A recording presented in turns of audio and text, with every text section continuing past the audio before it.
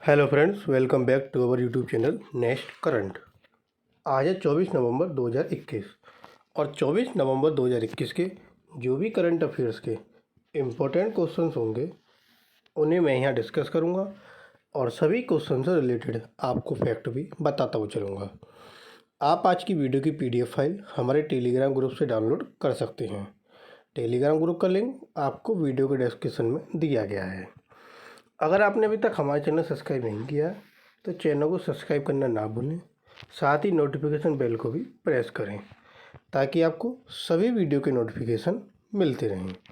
तो चलिए शुरू करते हैं आज का अपना पहला क्वेश्चन। पहला क्वेश्चन है, हाल ही में Iquitos small finance bank limited ने किस बैंक के साथ समझौता किया? तो Iquitos small finance bank limited ने यह समझौता किया है HDFC बैंक के साथ, ऑप्शन ए। ये जो समझौता किया किस लिए किया है? यह किया है सह ब्रांडेड क्रेडिट कार्ड लॉन्च करने के लिए। वे इक्विटोस बैंक के ग्राहकों के लिए उपलब्ध होंगे और 2 श्रेणियों में इसका लाभ उठाया जा सकता है। पहली श्रेणी है एक्साइड क्रेडिट कार्ड, जो 25,000 रुपये से 2 लाख तक की क्रेडिट सीमा प्रदान करती है, और दूसरी श्रेणी है आपकी एलिगेंस क्रेडिट कार्ड, जो 2 लाख से अधिक का क्रेडिट प्रदान करती है। ये 2 तरह की क्या है उसमें श्रेणी हैं। दोनों श्रेणी सभी ग्राहकों के लिए मूल्यवान पुरस्कार कार्यक्रम पेश करती हैं। यदि कोई व्यक्ति 90 दिन के भीतर 50,000 से अधिक खर्च करता है तो एलिगेंस क्रेडिट कार्ड ज्वाइनिंग शुल्क में छूट प्रदान करता है। इसी तरह जो आपका एक्साइड क्रेडिट कार्ड है, इसमें शामिल होने के शुल्क में छूट की पेशकश की जाती है यदि कोई व्यक्ति 90 दिन के भीतर 20,000 रुपये से अधिक खर्च करता है। यानी कि जो आपका कम मूल्य वाला कार्ड है, यानी कि जो 25,000 से 2 लाख रुपये तक का जो क्रेडिट कार्ड है, अगर 90 दिन के अंदर अंदर आप उसमें 20,000 रुपये खर्च करते हैं तो वहाँ पर आपको जो शुल्क होता है, जो ज्वाइनिंग शुल्क होता है, उसमें कुछ छूट दी जाएगी। यदि आप महंगा वाला जो 2 लाख से ऊपर का जो कार्ड है, यदि आप उसमें 50,000 रुपये से अधिक खर्च करते हैं 90 दिन में, तो उसमें आपको जो ज्वाइनिंग शुल्क है उसमें भी वहाँ छूट दी जाएगी। तो 2 तरह के कार्ड हैं जो कि इक्विटो स्मॉल फाइनेंस बैंक लिमिटेड जो है जारी करेगा, किसके साथ? HDFC बैंक के साथ। अगला क्वेश्चन, हाल ही में रेल मंत्री ने थीम आधारित टूरिस्ट सर्किट ट्रेनों के रूप में किस ट्रेन को शुरू करने की घोषणा की? तो रेल मंत्री, सबसे पहले तो रेल मंत्री कौन है? रेल मंत्री हमारे अश्विनी वैष्णव। तो अश्विनी वैष्णव ने थीम आधारित टूरिस्ट सर्किट ट्रेनों के रूप में कौन सी ट्रेन को शुरू करने की घोषणा की? तो वह ट्रेन है आपकी भारत गौरव, ऑप्शन बी। सेवा प्रदाता सिख संस्कृति के महत्वपूर्ण स्थानों को कवर करने के लिए गुरु कृपा ट्रेन, भगवान श्री राम से जुड़े स्थानों के लिए रामायण ट्रेन आदि जैसी विषय वस्तु तय करने के लिए स्वतंत्र होंगे। ट्रेन की संरचना 2 SLR सहित 14 से 20 डिब्बों की होगी। निजी टूर ऑपरेटर अब रेलवे से लीज पर ट्रेनें ले सकते हैं और उसे अपनी पसंद के किसी भी सर्किट पर चला सकते हैं। सेवा प्रदाता थीम के आधार पर कोचों के इंटीरियर को डिजाइन प्रस्तुत करने के लिए स्वतंत्र हैं। ट्रेन के अंदर और बाहर दोनों जगह ब्रांडिंग और विज्ञापन की अनुमति है। अगला क्वेश्चन, हाल ही में लीजेंड क्रिकेट लीग के उद्घाटन सत्र की मेजबानी कौन सा देश करेगा? तो वह देश है आपका ओमान, ऑप्शन सी। पूर्व स्टार क्रिकेटर के लिए एक पेशेवर cricket league legends cricket league का उद्घाटन जनवरी 2022 में होगा। यह ओमान के अल अमीरात क्रिकेट स्टेडियम में खेला जाएगा। LLC आपका लीजेंड क्रिकेट लीग के पहले सीजन में भारत, पाकिस्तान, श्रीलंका, इंग्लैंड, ऑस्ट्रेलिया के पूर्व क्रिकेटर शामिल होंगे। उन्हें 3 टीमों में बांटा जाएगा। रमन रहेजा इस लीग के सह संस्थापक और CEO हैं। भारतीय क्रिकेट टीम के मुख्य कोच के रूप में अपना कार्यकाल पूरा करने के बाद रवि शास्त्री कमिश्नर के रूप में लीग में शामिल हुए हैं। अगला क्वेश्चन, हाल ही में किसने शहरी क्षेत्र की श्रेणी में SDG अर्बन इंडेक्स और डैशबोर्ड में शीर्ष स्थान हासिल किया? तो यह स्थान हासिल किया है आपके शिमला ने, ऑप्शन डी। शिमला जो कि हिमाचल प्रदेश की राजधानी है। नीति आयोग ने 23 नवंबर को एसडीजी अर्बन इंडेक्स और डैशबोर्ड का उद्घाटन किया। सूचकांक और डैशबोर्ड भारत जर्मन विकास सहयोग की छत्र छाया में नीति आयोग GIZ और BMZ सहयोग का परिणाम है। शिमला शहरी क्षेत्र की श्रेणी में कोयंबटूर और चंडीगढ़ के बाद सूचकांक में सबसे ऊपर है। सबसे नीचे मेरठ और धनबाद रहे। अब हिमाचल प्रदेश, क्योंकि ये शिमला जो है उसमें शीर्ष पर रहा है और शिमला जो है हिमाचल प्रदेश की राजधानी है, तो ये है आपका हिमाचल प्रदेश जिसकी राजधानी आपकी शिमला। वहाँ के मुख्यमंत्री जयराम ठाकुर, वहाँ के राज्यपाल राजेंद्र विश्वनाथ अल्लेकर। कुल जिलों की संख्या 12, लोकसभा सीटें 4 और राज्यसभा सीटें 3। अगला क्वेश्चन, हाल ही में EPFO के केंद्रीय बोर्ड ने इंफ्रास्ट्रक्चर इन्वेस्टमेंट ट्रस्ट सहित AIF में कितने प्रतिशत तक निवेश को मंजूरी दी है? तो EPFO के केंद्रीय बोर्ड ने यह मंजूरी 5% की दी है। Option A.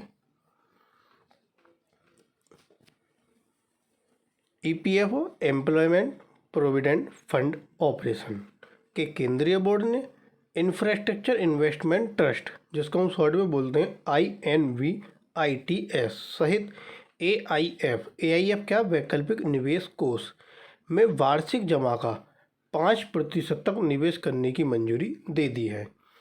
AIF में 5% निवेश का मतलब है सेवानिवृत्ति निधि निकाय AIF में 10,000 करोड़ रुपए तक का निवेश करेगा, क्योंकि इसका वार्षिक उपार्जन 1.9 लाख करोड़ रुपए से 2 लाख करोड़ रुपए के बीच है।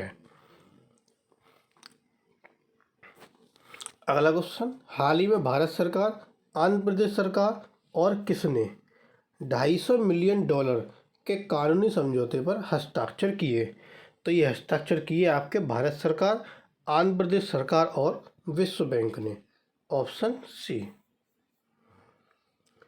इसे एक परियोजना के लिए हस्ताक्षरित किया गया जिसका उद्देश्य आंध्र प्रदेश राज्य में 50 लाख से अधिक छात्रों के लिए सीखने की गुणवत्ता में सुधार करना है। इस परियोजना से स्कूली शिक्षा के सभी ग्रेड और चरणों के छात्र लाभान्वित होंगे। इसमें जो लाभार्थी हैं वो 45,000 से अधिक सरकारी स्कूलों में लगभग 40 लाख छात्र, आंगनवाड़ी में नामांकित 10 लाख से अधिक बच्चे, लगभग 1,90,000 शिक्षक और 50,000 से अधिक आंगनवाड़ी कार्यकर्ता जो इसमें क्या होंगे, लाभार्थी होंगे। अगला क्वेश्चन, हाल ही में किस कार्यक्रम ने नैतिक और प्रकृति के साथ सत्य संबंध की श्रेणी में पुरस्कार जीता? तो यह पुरस्कार जीता है आपके living on the edge the coastal life कार्यक्रम ने। Option D.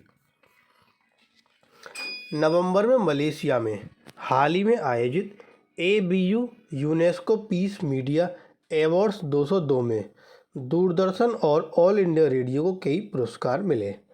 आकाशवाणी के कार्यक्रम living on the edge the coastal life ने नैतिक और प्रकृति के साथ सत्य संबंध की श्रेणी में पुरस्कार जीता। दूरदर्शन का कार्यक्रम living well with super diversity श्रेणी के तहत डेफिनेटली लीडिंग द वे जीता। यानी कि जो आपका ऑप्शन डी है, यह पुरस्कार जीता है आपके किसने, आकाशवाणी का कार्यक्रम जो कि आपका ऑल इंडिया रेडियो पर आता है, और दूरदर्शन के कार्यक्रम का जो पुरस्कार वो आपका ऑप्शन सी है। अगला क्वेश्चन, हाल ही में किसने एंगेज विद साइंस के बीच तालमेल बढ़ाने के लिए विज्ञान प्रसार के साथ सहयोग की घोषणा की है? तो यह घोषणा किसने की है? यह घोषणा की है आपके अटल इनोवेशन मिशन ने। ऑप्शन सी।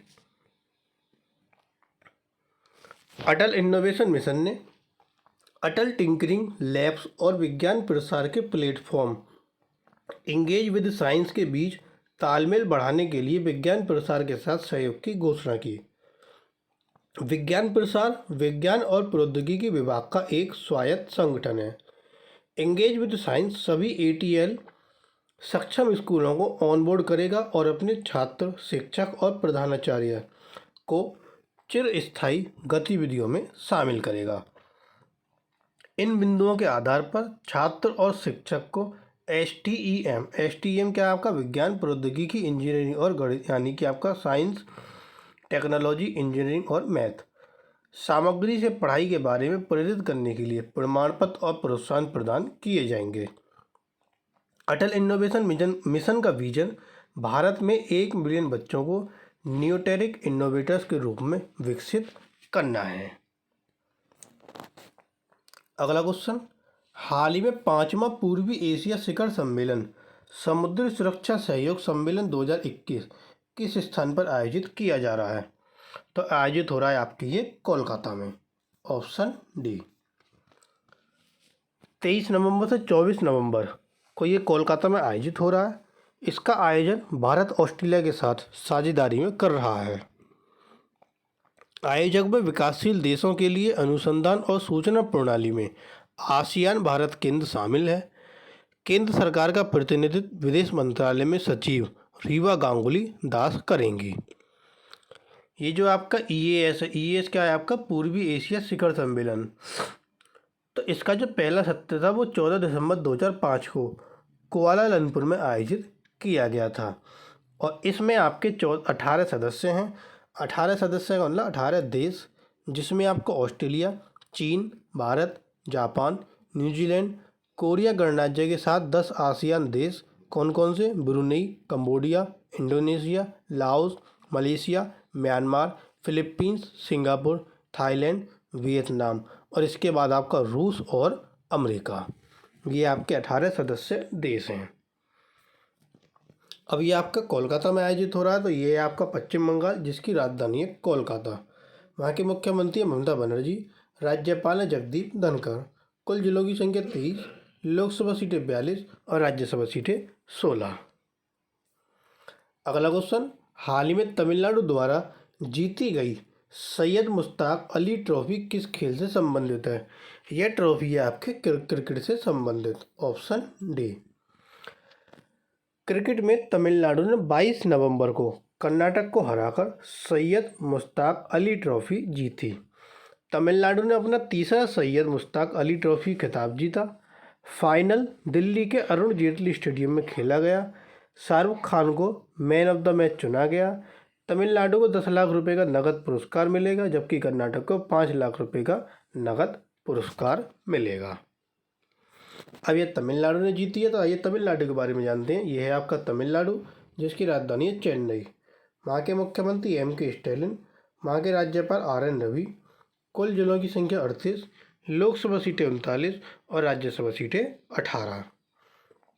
अगला क्वेश्चन, हाल ही में 34वीं अखिल भारतीय डाक कुश्ती चैंपियनशिप की मेजबानी कौन सा शहर कर रहा है?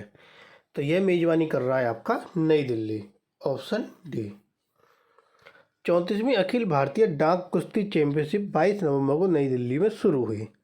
टोक्यो ओलंपिक कांस्य पदक विजेता पहलवान बजरंग पूनिया और भारतीय ओलंपिक कोच अनिल मान मुख्य अतिथि थे। इस आयोजन में दिल्ली सहित देश भर के 11 डाक मंडल भाग ले रहे हैं। चैंपियनशिप के इतिहास में पहली बार महिला कुश्ती को टूर्नामेंट में शामिल किया गया है। चैंपियनशिप के इतिहास में पहली बार 2 सर्कल से महिला पहलवान हिस्सा ले रही हैं। देश भर में कुल 11 डाक मंडल भाग ले रहे हैं और वर्तमान में डाक महानिदेशक आलोक शर्मा हैं। अब ये नई दिल्ली में आयोजित हो रही है, तो ये है आपका दिल्ली, जिसकी राजधानी है नई दिल्ली। वहाँ के मुख्यमंत्री अरविंद केजरीवाल, वहाँ के उप मुख्यमंत्री मनीष सिसोदिया, वहाँ के उपराज्यपाल अनिल बैजल। कुल जिलों की संख्या 11, लोकसभा सीटें 7 और राज्यसभा सीटें 3। अगला क्वेश्चन, हाल ही में राजस्थान के नए स्वास्थ्य मंत्री कौन बने? राजस्थान के नए स्वास्थ्य मंत्री बने प्रसादी लाल मीणा। Option D. राजस्थान के मुख्यमंत्री अशोक गहलोत ने 22 नवंबर को अपने विस्तारित मंत्रिमंडल के मंत्रियों को विभागों का आवंटन किया। 12 नए मंत्रियों को शामिल किया गया और 3 राज्य मंत्री को कैबिनेट रैंक में पदोन्नत किया गया। 21 नवंबर को 15 नए मंत्रियों ने शपथ ली। प्रसादी लाल मीणा, जो पुरानी कैबिनेट में उद्योग मंत्री थे, इनको चिकित्सा और स्वास्थ्य और उत्पाद शुल्क विभाग दिए गए। पुरानी कैबिनेट से प्रताप सिंह खाचरिया को खाद्य और नागरिक आपूर्ति आवंटित की गई, जबकि लालचंद कटारिया ने कृषि को बरकरार रखा और प्रमोद जैन भाया को खदानें दी गईं। तो ये राजस्थान में मंत्रिमंडल का विस्तार हुआ है। तो राजस्थान के बारे में जान लेते हैं। ये है आपका राजस्थान, जिसकी राजधानी है जयपुर। वहाँ के मुख्यमंत्री अशोक गहलोत, वहाँ के राज्यपाल हैं कलराज मिश्रा। कुल जिलों की संख्या है 33, लोकसभा सीटें 25 और राज्यसभा सीटें आपकी 10। अगला क्वेश्चन, हाल ही में CSIR जिज्ञासा कार्यक्रम के तहत बच्चों के लिए भारत की पहली वर्चुअल साइंस लैब किसने लॉन्च की? तो ये साइंस लैब लॉन्च की है डॉक्टर जितेंद्र सिंह ने। Option C. केंद्रीय विज्ञान और प्रौद्योगिकी राज्य मंत्री डॉक्टर जितेंद्र सिंह ने 22 नवंबर को CSIR जिज्ञासा कार्यक्रम के तहत बच्चों के लिए भारत की पहली वर्चुअल साइंस लैब का शुभारंभ किया। यह छात्रों को देश भर के वैज्ञानिकों से भी जोड़ेगा। यह स्कूली छात्रों के लिए प्रयोगशाला अनुसंधान के साथ कक्षा में अधिगम की सुविधा प्रदान करेगा। लक्षित दर्शक कक्षा 6 से 12 के छात्र हैं। अगला क्वेश्चन, हाल ही में इंदौर के किस रेलवे स्टेशन का नाम बदल दिया जाएगा? तो इंदौर का वह रेलवे स्टेशन है आपका Patalpani railway station. Option C. Madhya Pradesh के जो मुख्यमंत्री शिवराज सिंह चौहान, इन्होंने घोषणा की कि इंदौर के पातालपानी रेलवे स्टेशन का नाम बदलकर तात्या मामा रेलवे स्टेशन कर दिया जाएगा। इंदौर बस स्टैंड का नाम भी उन्हीं के नाम पर रखा जाएगा। तात्या भील या तात्या मामा 1878 और 1889 के बीच भारत में सक्रिय एक डकैत थे। उन्होंने भारतीय द्वारा एक वीर व्यक्ति के रूप में पहचाना जाता है। उन्हें भारतीय रॉबिन हुड भी कहा जाता है। तात्या मामा एक आदिवासी समुदाय भील जनजाति से थे। उनका जन्म मध्य प्रदेश के खंडवा जिले में हुआ था। अब ये जो घोषणा की है मध्य प्रदेश के मुख्यमंत्री ने की है, और इंदौर भी आपका मध्य प्रदेश में है। तो मध्य प्रदेश के बारे में जानते हैं। ये है मध्य प्रदेश, जिसकी राजधानी है भोपाल। वहाँ के मुख्यमंत्री शिवराज सिंह चौहान, जिन्होंने घोषणा की। वहाँ के राज्यपाल मंगूभाई छगनभाई पटेल। कुल जिलों की संख्या 55, लोकसभा सीटें 29 और राज्यसभा सीट आपकी 11। अगला क्वेश्चन, हाल ही में किसने स्वदेशी रूप से विकसित rolling stock driver training system का पहला प्रोटोटाइप लॉन्च किया? तो यह लॉन्च किया है दिल्ली मेट्रो ने। Option C. दिल्ली मेट्रो ने 22 नवंबर को स्वदेश में विकसित rolling stock driver training system का पहला प्रोटोटाइप लॉन्च किया। यह चालक प्रशिक्षण प्रणाली भारत डायनामिक्स लिमिटेड द्वारा संयुक्त रूप से विकसित की गई। दिल्ली मेट्रो रेल कॉरपोरेशन और भारत इलेक्ट्रॉनिक्स लिमिटेड ने भी एक पर्यवेक्षी, नियंत्रण और डेटा अधिग्रहण प्रणाली के कामकाज का प्रदर्शन किया।